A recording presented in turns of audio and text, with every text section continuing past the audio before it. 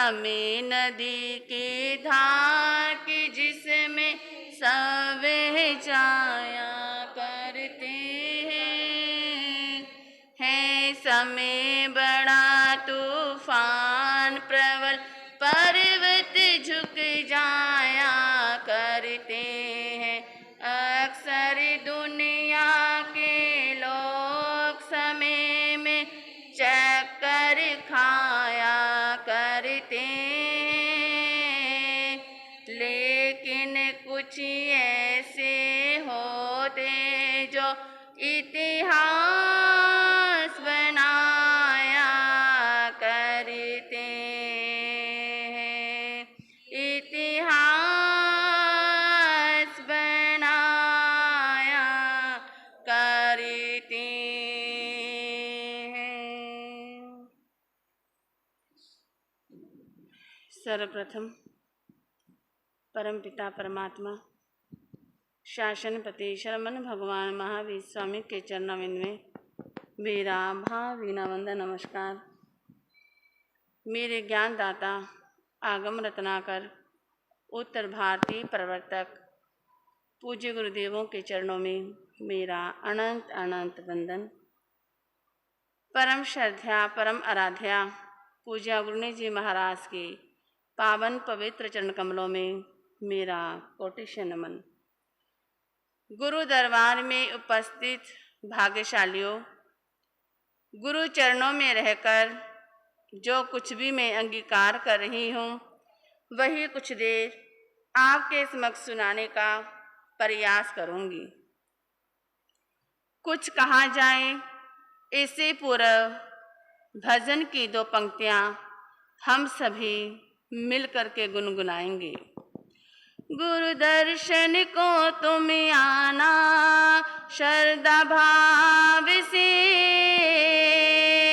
गुरु दर्शन को तुम आना श्रद्धा भाव से, चरणों में शीश झुकाना श्रद्धा भाव से, चरणों में शीश झुकाना से हो।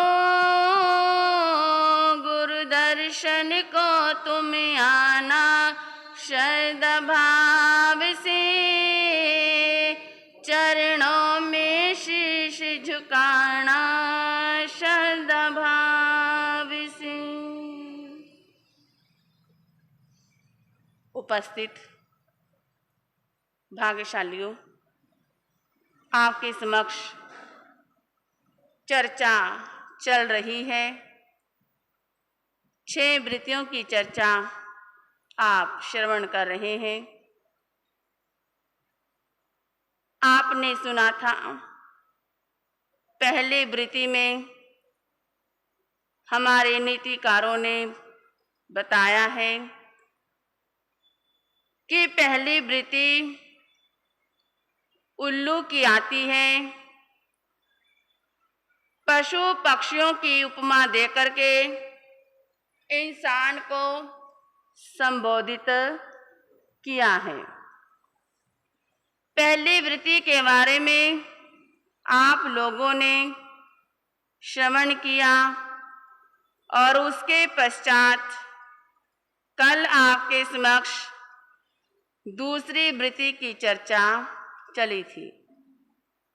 तो मैं आपसे पूछ लूं कि दूसरी वृत्ति कौन सी बताई थी? भेड़िए की वृत्ति। भेड़िए के अंदर 2 अवगुण होते हैं। कौन कौन से पता है?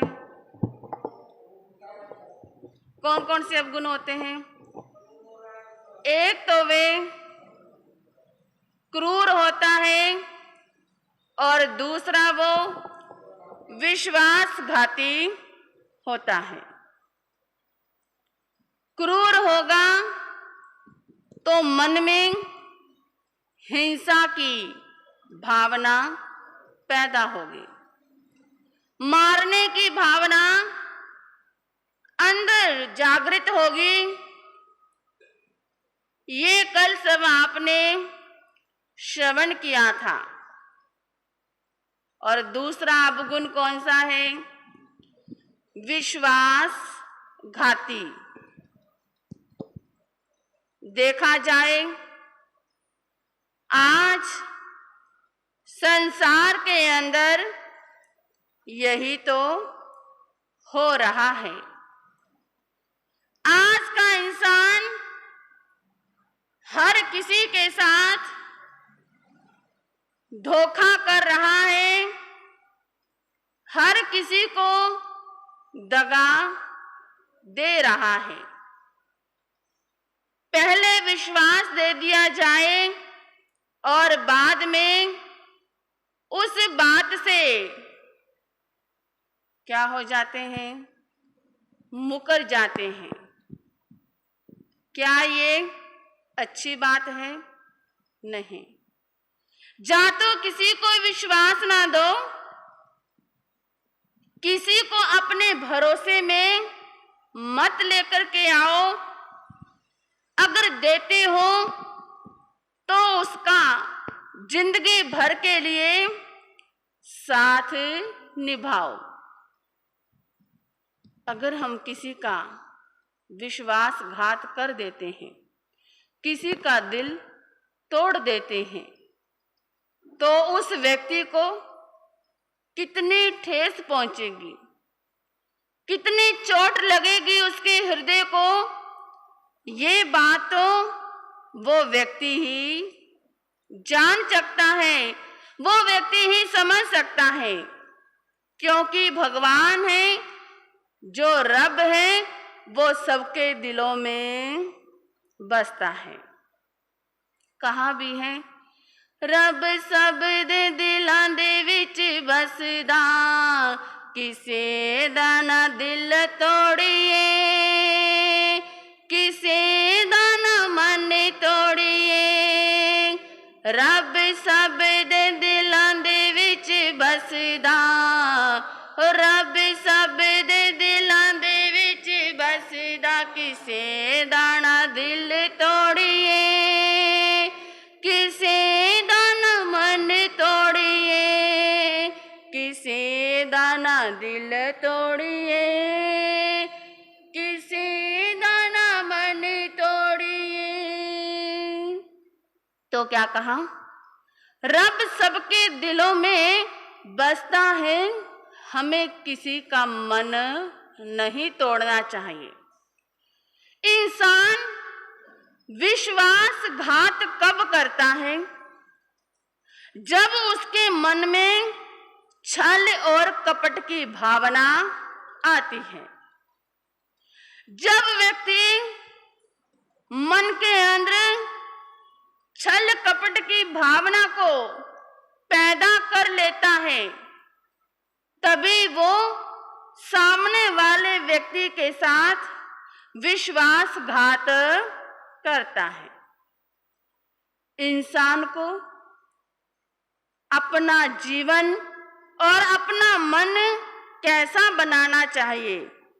अंदर से भी सरल हो और बाहर से भी सरल हो। लेकिन आज के समय में ये सरलता आनी तो बहुत मुश्किल है, क्योंकि किसी में सहन शक्ति नहीं रही है। अगर किसी ने आपको एक शब्द कह दिया, एक वाक्य कह दिया और वो शब्द आपको अच्छा नहीं लगा, तो आप उसको कितने शब्द सुनाओगे? जब तक उसे 4 शब्द नहीं सुना लोगे, तब तक आपको शांति नहीं पड़ेगी। क्यों नहीं पड़ेगी? क्योंकि आप अपने आप को ऊंचा साबित करना चाहते हो और सामने वाले व्यक्ति को नीचा दिखाना चाहते हैं।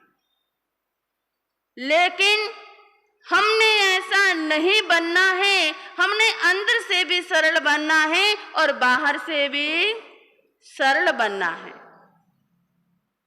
इस श्रेणी के अंदर किनका नाम आता है? जो अंदर से भी सरल और बाहर से भी सरल, किसका नाम आता है राजू भाई?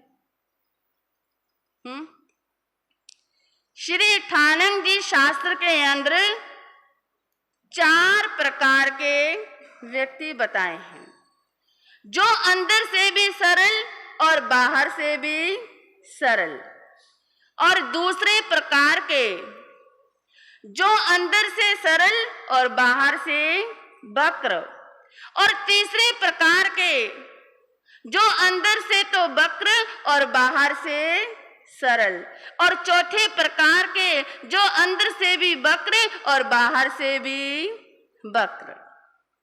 पहली श्रेणी के अंदर किनका नाम आएगा?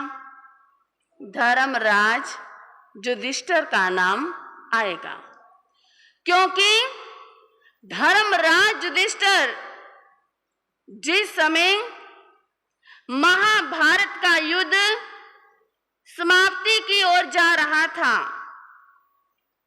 दुर्योधन ने देखा कि हमारी तो सेना, बड़े बड़े योद्धा सब खत्म होते जा रहे हैं। अरे अब मेरी भी कोई खैर नहीं है, अब मैं क्या करूं? तो वो दुर्योधन सलाह लेने के लिए किसके पास गया? धर्मराज युधिष्ठिर के पास गया। धर्मराज युधिष्ठिर को पता था, जबकि महाभारत का जो युद्ध हो रहा है उसका मेन पात्र कौन है? दुर्योधन तो है। फिर भी धर्मराज युधिष्ठिर ने मन के अंदर कोई छल कपट की, माया की भावना ना रखते हुए दुर्योधन को सलाह दी थी। क्या सलाह दी थी? पता होगा ये तो, कि तुम्हारी माता गंधारी, जिनकी आंखों पर पट्टी बंधी हुई है, तुम उनके पास चले जाओ, और जैसे ही माता तुम्हारे को देखेगी तो तुम्हारा शरीर वज्र का बन जाएगा। अब वो दुर्योधन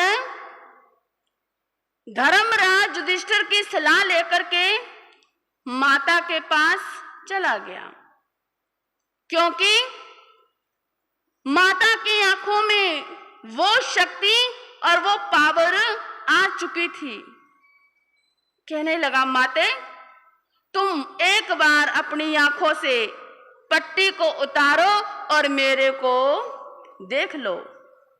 माता, अगर तुमने आज मुझे नहीं देखा तो समझ लेना पूरी जिंदगी भर तुम मुझे देख नहीं पाओगे।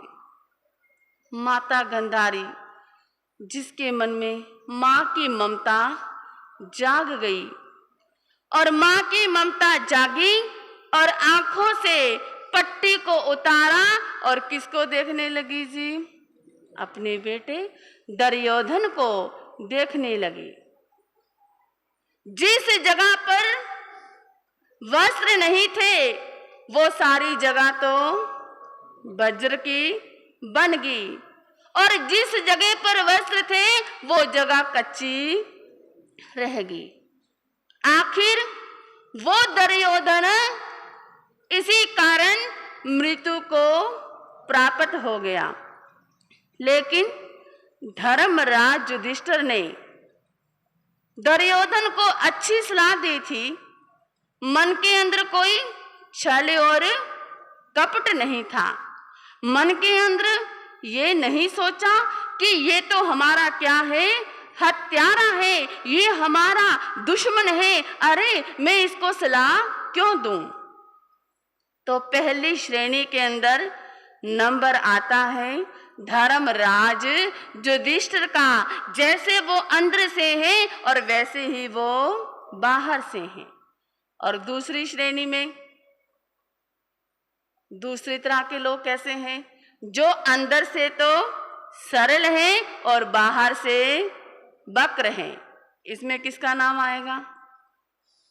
माता पिता और गुरु गुरानी का। जो माता पिता होते हैं, गुरु गुरानी होते हैं, वो अपने बच्चे के लिए हमेशा हित की भावना ही सोचते हैं।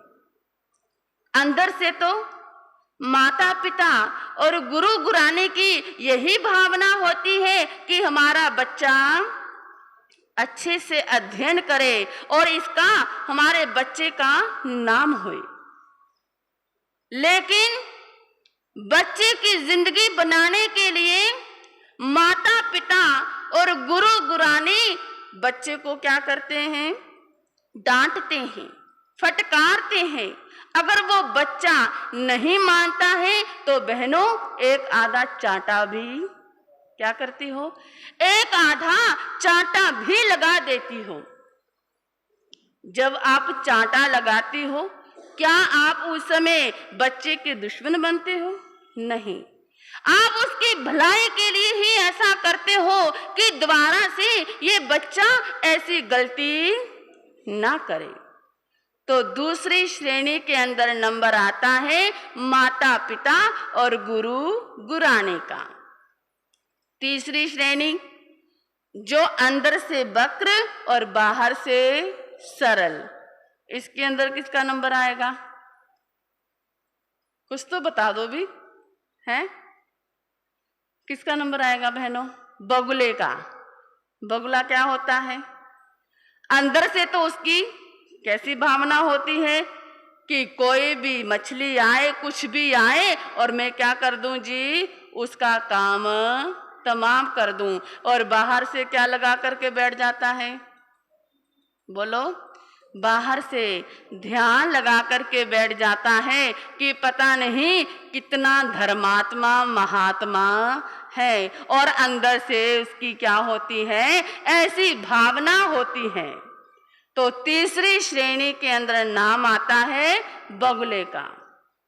अरे आज के जो लोग हैं तो उसको जो ऐसा करते हैं तो उसे किसकी उपमा दी जाती है? क्या कहा जाता है? कि ये तो बगुला भक्त हैं। अरे हाथ में तो माला ले ली और आंखें बंद कर ली और मुंह पर पट्टी लगा ली, और अंदर से कैसी भावना है? छल कपट की भावना है, लड़ाई की भावना है, झगड़े की भावना है। तो क्या ऐसी भक्ति से कल्याण हो सकता है? बोलो बहनों। नहीं। कहाँ है? शुद्ध हृदय हो पल में हो जाता है कल्याण। शुद्ध हृदय हो पल में हो जाता है कल्याण। बगुला भक्तों को ना मिल सकते हैं भगवान। बगुला भक्तों को ना मिल सकते हैं भगवान। तो ऐसे बगुला भक्तों को भगवान नहीं मिल सकता। और चौथी श्रेणी में आते हैं कि अंदर से भी वक्र और बाहर से भी वक्र। इसमें तो मैं कहूंगी कि आज के जितने भी लोग हैं सभी का ही क्या आ जाता होगा? नंबर आ जाता होगा, क्योंकि इंसान की कथनी और करनी एक नहीं है। इंसान कहता क्या है और करता क्या है। तो इस प्रकार से भगवान ने 4 प्रकार के व्यक्ति हमारे समक्ष रखे हैं। तो हमने कौन सी श्रेणी में आना है? कौन सी श्रेणी में नंबर आता है आपका? है? आप ही बता दो अपने आप ही। 4 श्रेणियां बताई हैं। पहली श्रेणी के अंदर नंबर आता है, जा दूसरी में, जा तीसरी में, जा चौथी में। कौन सी में आता है? चौथी में आएगा। चलो अपनी गलती को स्वीकार कर लेना, मान लेना, ये भी क्या है जी? बहुत बड़ी बात है। लेकिन नहीं, हमने पहली श्रेणी और दूसरी श्रेणी के अंदर आना है और तीसरी श्रेणी और चौथी श्रेणी को छोड़ना है, तभी हमारे जीवन का कल्याण हो सकता है। तो मैं आपको बता रही थी कि हमारे को किसी के साथ विश्वासघात नहीं करना है, किसी को धोखा नहीं देना है। अगर किसी को आपने विश्वास दिया है तो उसके विश्वास को सदा क्या करना है, निभाना है, पूरी जिंदगी निभाना है, ताकि वो व्यक्ति किसी भी स्थिति के अंदर हो, किसी भी परिस्थिति के अंदर हो, तो उस व्यक्ति का कभी भी आपने साथ नहीं छोड़ना है। वो व्यक्ति भी आपको पूरी जिंदगी याद रखे कि सामने वाले व्यक्ति ने मेरे को विश्वास दिया था और मेरा विश्वास कभी तोड़ा नहीं है। ये हम जानते हैं कि इस संसार में जो आया है उसने एक न एक दिन विदा भी होना है। जिसने जन्म लिया है उसने एक न एक दिन मृत्यु को प्राप्त भी होना है। लेकिन जिंदगी ऐसी जियो, हमारे जाने के बाद दुनिया हमारे को याद करे और दुनिया कहे कि अरे उस जैसा व्यक्ति तो जिंदगी में कोई दूसरा हो ही नहीं सकता।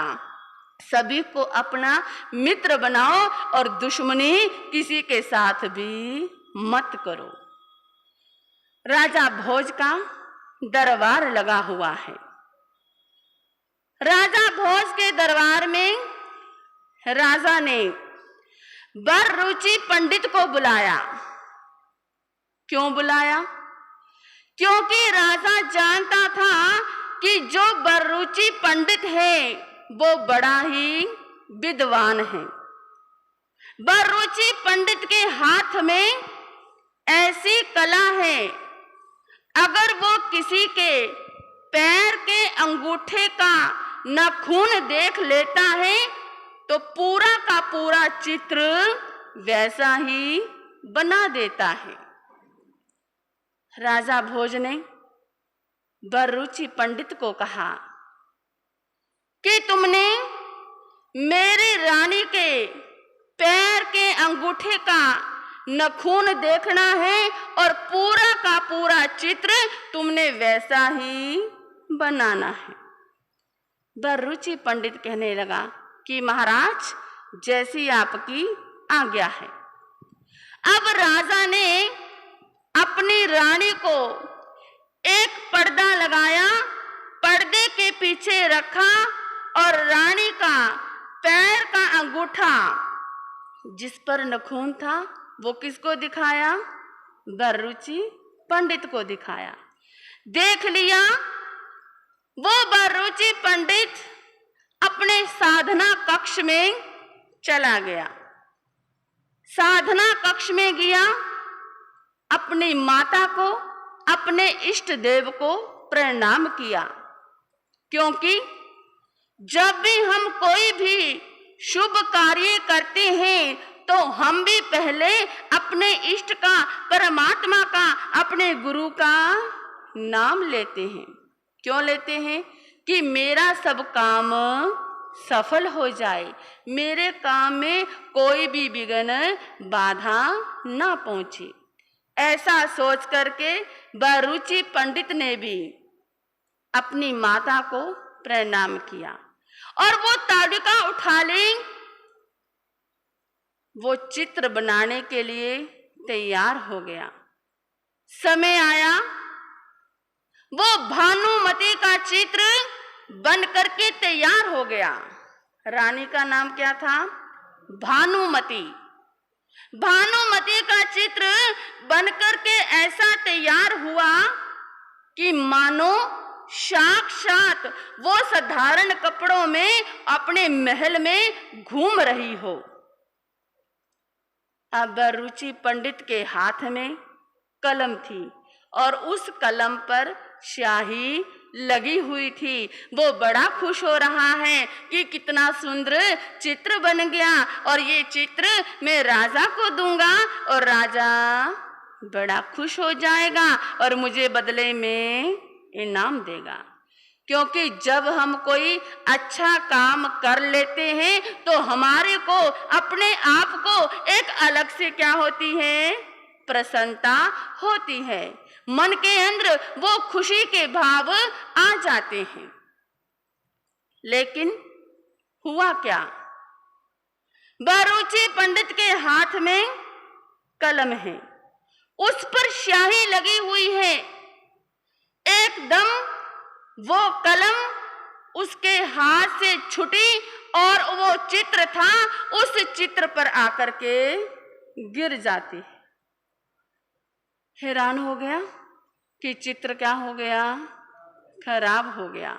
अरे इतनी मेहनत से चित्र बनाया और ये चित्र क्या हो गया, खराब हो गया। अब ये चित्र राजा को देने के लायक नहीं रहा। फिर से दोबारा से उसने वो चित्र बनाना शुरू कर दिया। चित्र फिर से बनकर के तैयार हो गया। फिर से हाथ में कलम है और उस कलम पर स्याही लगी हुई है और वो कलम फिर से क्या होगी, जो वो चित्र था उस चित्र की जंगा पर गिर जाती है।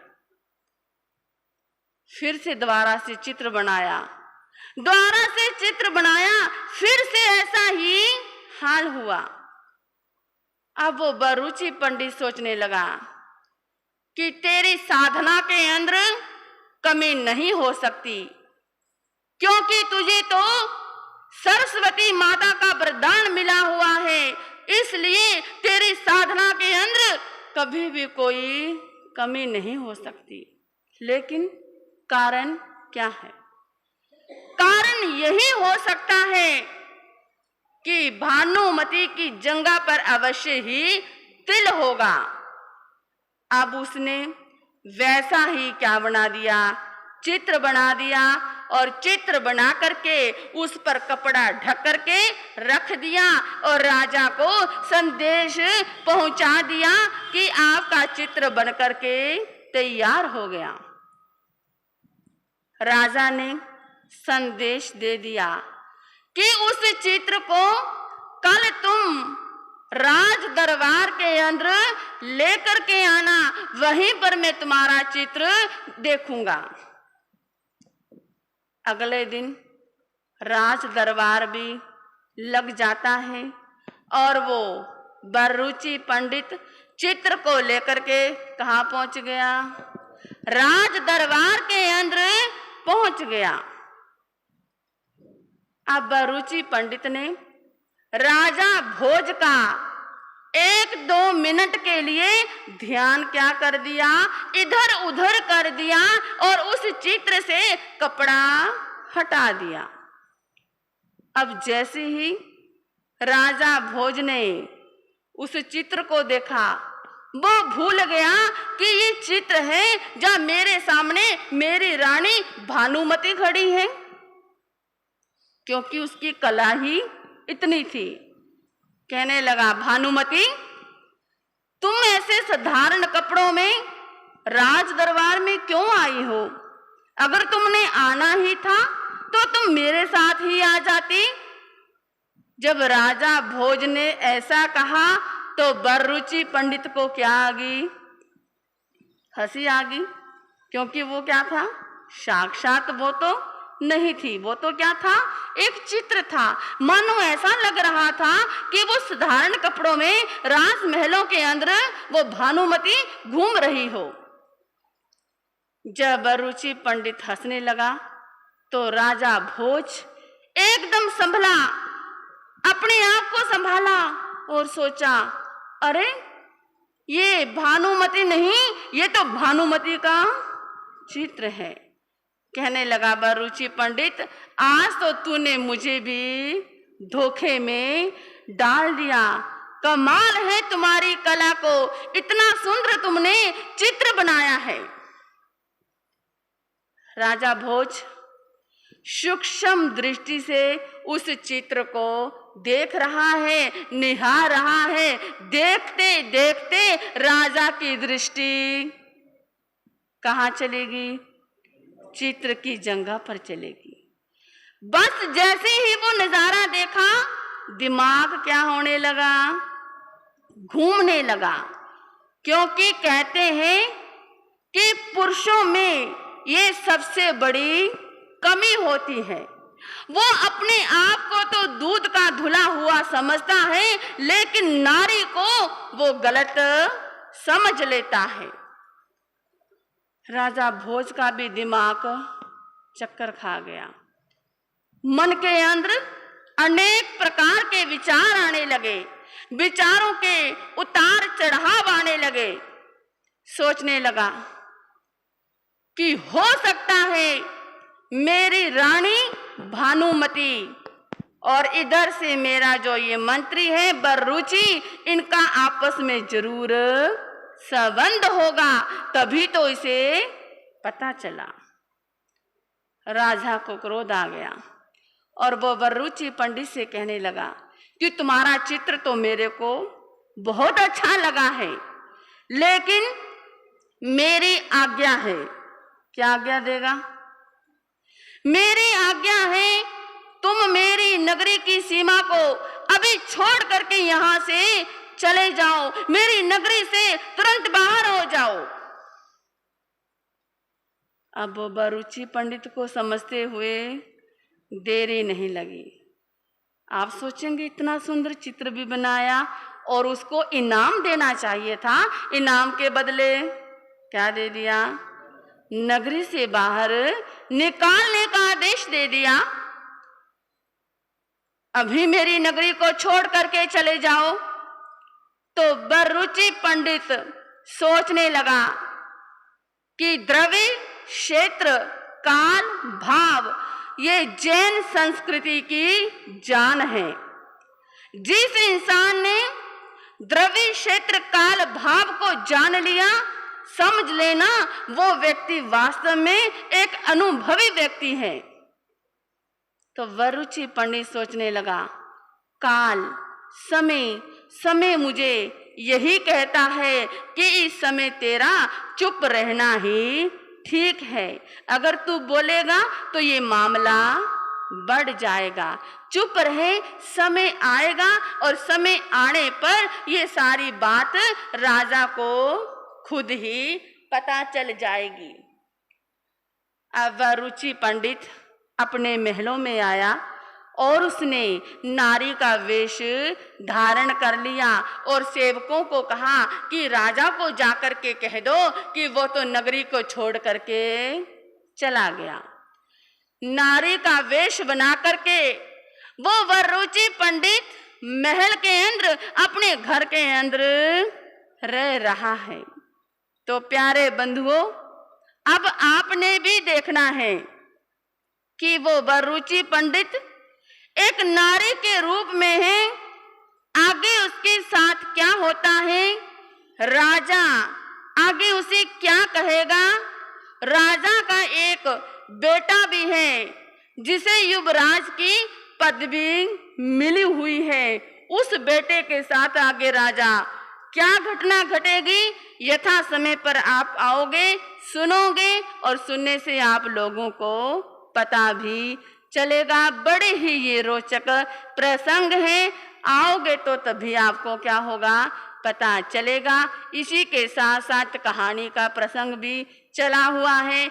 समय देखा मैंने, पूरी तो मैं आज भी कर सकती थी, लेकिन 2-3 दिन से कहानी की भी क्या हो रही है, छुट्टी हो रही है। और हमारे श्रद्धालु भी कह रहे हैं कि महाराज जी थोड़ी थोड़ी कहानी भी सुना दिया करो, क्योंकि मीठा, मीठे के साथ नमकीन भी चाहिए। मीठा खाते रहोगे तो क्या हो जाओगे, बोर हो जाओगे। दोनों क्या रहेंगे, चलते रहेंगे। नमकीन है तो मीठा है और मीठा है तो नमकीन है। तो मैं आपसे पूछ लूं कि कहानी कहाँ छोड़ी थी, याद है किसी को? चलो सोच लो, इससे पहले हम 2 पंक्तियां बोलेंगे। सुनो सुनाओ दुनिया वालों, भागे की ये अजबे कहानी, पुण्यवान जहाँ भी जाता वहीं जाती पुण्यवानी। सुनो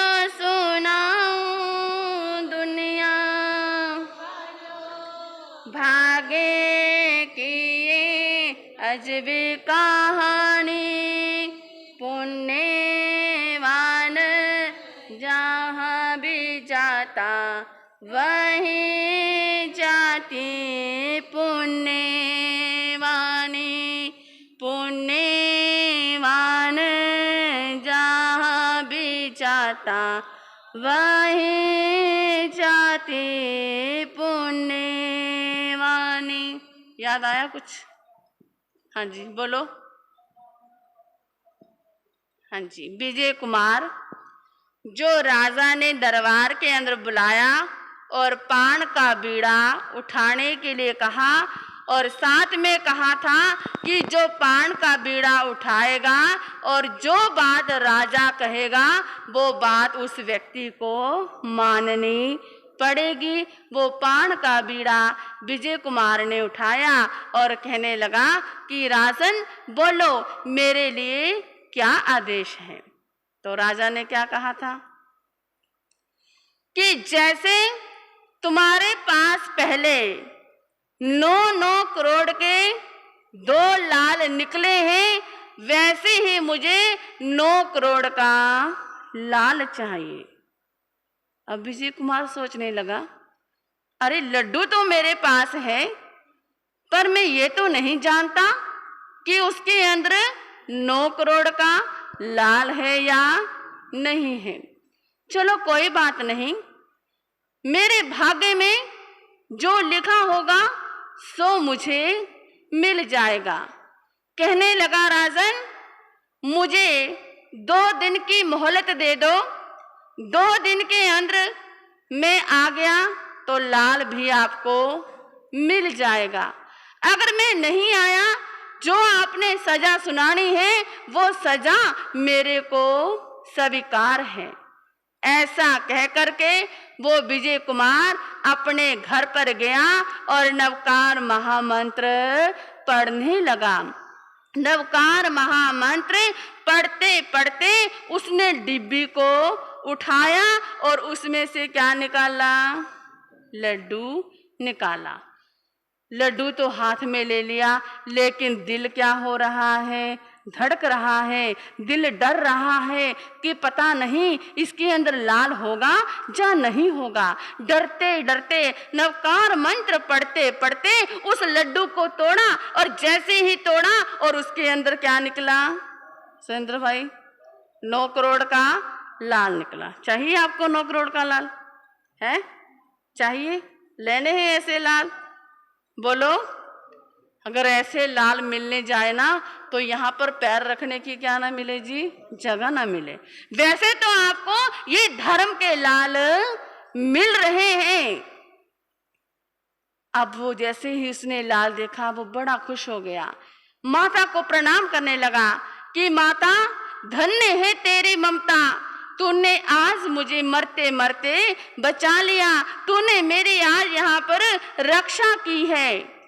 अब वो उस लाल को थाली के अंदर रख के रेशमी कपड़ा ढक करके राजा के दरबार में पहुंच गया और राजा को भेंट रूप में दे दिया। राजा ने जैसे ही वो लाल देखा, देख करके राजा भी हैरान हो गया। अरे ऐसे लाल तो मेरे खजाने के अंदर भी नहीं है। राजा कहने लगा कि बोलो विजय कुमार तुम्हारे को क्या चाहिए? मांग लो जो तुम मांग सकते हो। किसी को इतना बड़ा आदेश मिल जाए, इतनी बड़ी ऑफर मिल जाए तो भला व्यक्ति क्यों नहीं मांगेगा? आपको भी अगर ऐसी ऑफर मिल जाए तो आप भी क्या करोगे जी? अवश्य ही मांगोगे। लेकिन वो विजय कुमार कहने लगा नहीं राजन मुझे कुछ नहीं चाहिए, मेरी माता ने मुझे मांगना नहीं सिखाया।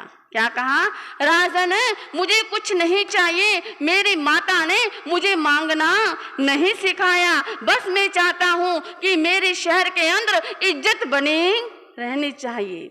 जिसकी इज्जत है उसके पास सब कुछ है। पैसा एक बार अगर हमारे हाथों से चला गया, अगर आपके भाग्य में हुआ, आपकी किस्मत में हुआ, तो वो पैसा आपको फिर भी मिल सकता है। लेकिन अगर किसी व्यक्ति की एक बार इज्जत चलेगी, उस इज्जत को दोबारा से वापस लाना क्या होता है, बहुत मुश्किल होता है। तो वो विजय कुमार भी कहने लगा कि राजन, मेरी माता ने मुझे मांगना नहीं सिखाया है, अगर देना है तो आप मुझे आशीर्वाद ही दे दो, ताकि मैं अपनी जिंदगी का गुजारा अच्छी प्रकार से कर सकूं। तो प्यारे बंधुओं, राजा ने वो 9 करोड़ का लाल अपने हाथ में ले लिया।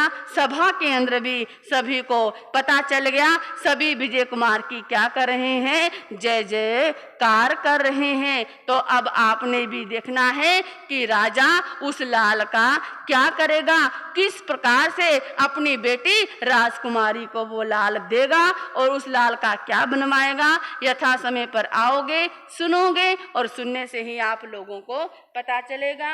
तो अब सभी मिलकर के बोलेंगे, वीर नाम के हीरे मोती, प्रभु नाम के हरि नाम के हीरे मोती, मैं बिखराऊं गली गली, ले लो रे कोई भी का प्यारा, शोर मचाऊं गली गली, शोर मचाऊं गली गली, शोर मचाऊं गली गली। जैसे कि नित्य प्रतिदिन प्रत्याख्यान करते हो, आज 24 में तीर्थंकर श्री महावीराय नमः, श्री महावीराय नमः सभी ने कैसी माला करनी है।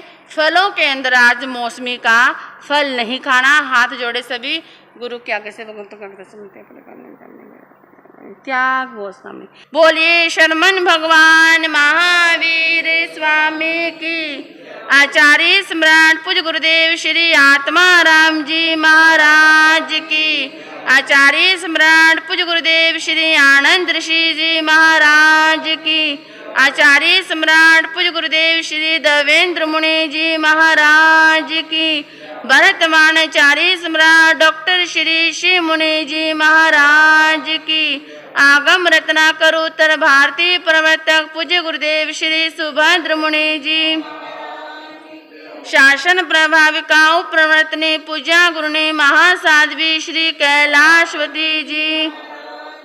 संयम सिद्धेश्वरी महासाध्वी पूज्य गुरुनी श्री कुसुम प्रभा जी महाराज की। श्रमणी गौरव पूज्य गुरुनी महासाध्वी श्री शक्ति प्रभा जी महाराज की। जैन धर्म की, संसार के सभी महान पुरुषों की। श्री चितारी मंगलम अरिहंता मंगलम सिद्धा मंगलम साहू मंगलम केवली प्रणतो धम्मो मंगलम। चितारी लोकतमा अरिहंता लोकतमा सिद्धा लोकतमा साहू लोकतमा केवली प्रणतो धम्मो लोकतमा। चितारी शरणं पौयामि अरिहंते शरणं पौयामि सिद्धे शरणं पौयामि साहू शरणं पौयामि केवली प्रणतो धम्मं शरणं पौयामि। अरिहंता जी का शरणा, सिद्धा जी का शरणा, साधा जी का शरणा, केवली रूपी ध्यान धर्म का शरणा।